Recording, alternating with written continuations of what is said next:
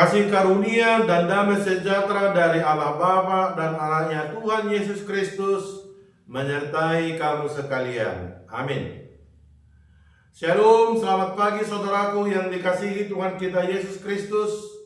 Sebelum kita memulai aktivitas kita hari ini, marilah kita mendengarkan sapaan Tuhan melalui firman-Nya pada hari ini, Sabtu tanggal 2 November 2024, yang tertulis dalam kitab Yesaya pasal yang ke-50 ayat 4. Tuhan Allah telah memberikan kepadaku lidah seorang murid, supaya dengan perkataan aku dapat memberi semangat baru kepada orang yang letih lesu. Setiap pagi ia mempertajam pendengaranku untuk mendengar seperti seorang murid.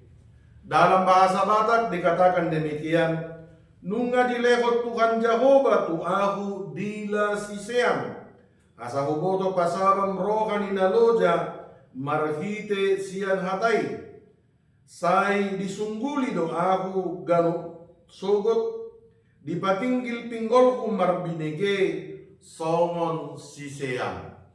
Demikian pembacaan firman Tuhan dengan topik menjadi seorang hamba. Saudaraku yang dikasihi Tuhan kita Yesus Kristus, gelar untuk seorang hamba, yakni hamba Allah atau naposo ninibata, disematkan kepada orang yang dipanggil Allah atas tugas panggilan menyampaikan kabar terhadap umatnya. Allah yang memanggilnya, Allah yang mempersiapkannya. Baru-baru ini kita mendengar berita setelah Presiden Prabowo melantik menterinya yang disebut Kabinet Merah Putih, membawa para menteri ke Akademi Militer Magelang selama 3 hari untuk retreat, mempersiapkan menterinya bekerja dalam satu visi. Itulah pentingnya tugas panggilan dan dipersiapkan. Lebih dari itulah yang dilakukan Allah terhadap hambanya, yakni Nabi Yesaya. Allah memberikan lidah seorang murid menyampaikan semangat baru kepada umatnya, bangsa Israel yang menerima pembebasan dari pembuangan.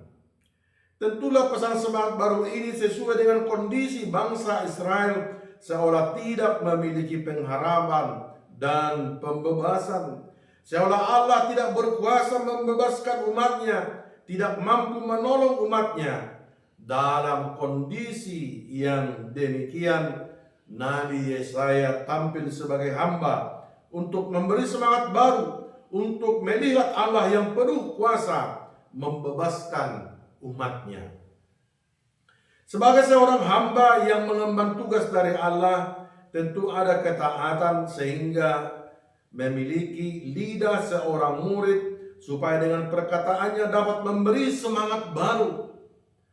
Dan bukan hanya itu, seorang hamba juga mempererat hubungannya yang intim dengan Allah agar pendengarannya tajam mendengar perintah Allah. Ini merupakan tugas mesianik yang akan sempurna nyata dalam diri Tuhan Yesus yang mengemban tugas tersebut.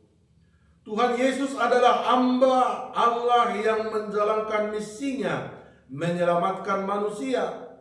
Pelayanannya berdampak kepada transformasi hidup orang yang dilayaninya. Yesus mengatakan dengan sambutan yang penuh hangat. Dalam Matius 11 ayat 28 dikatakan demikian, marilah kepadaku semua yang letih lesu dan berbeban berat, aku akan memberi kelegaan kepadamu. Saudaraku, Anda dan saya adalah buah-buah pelayanannya. Kita sekarang adalah hamba-hamba Allah, bukan hanya pelayan tahbisan yang full time yang disebut hamba Allah, tetapi juga semua orang percaya, semua jemaat dipanggil untuk menyaksikan karya Kristus itu kepada semua orang. Mari kita meneladani Tuhan Yesus dengan taat kepada Allah, menjadikan kita hamba yang memberi semangat baru kepada saudara, kepada teman kita, kepada keluarga kita.